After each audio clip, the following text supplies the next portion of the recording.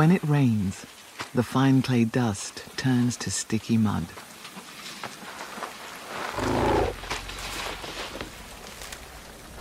And for a family of elephants, that is irresistible.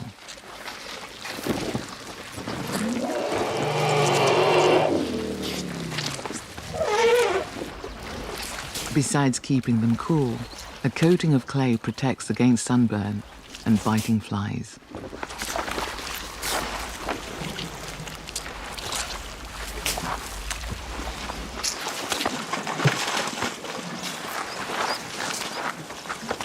Once elephants start to wallow, a waterhole's future is assured. Each time a family visits, it carries away up to a ton of mud, and so the hole grows.